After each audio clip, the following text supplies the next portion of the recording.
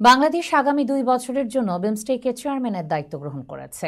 এই জোটের লক্ষ্য দক্ষিণ ও দক্ষিণ পূর্ব এশিয়া জুড়ে আঞ্চলিক সংযোগ, অর্থনৈতিক সহযোগিতা এবং উন্নয়ন বাড়ানো। শুক্রবার থাইল্যান্ডের ব্যাংককে অনুষ্ঠিত ষষ্ঠ বিমস্টেক শীর্ষ সম্মেলনে বাংলাদেশের প্রধান উপদেষ্টা অধ্যাপক মোহাম্মদ ইউনূস বিমস্টেক নেতাদের সঙ্গে যোগ দেন।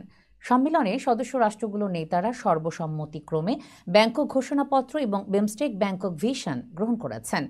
এটি একটি কৌশলগত রোডম্যাপ যা সংগঠনটিকে টেকসই উন্নয়ন এবং গভীর অর্থনৈতিক একীকরণের দিকে পরিচালিত করবে।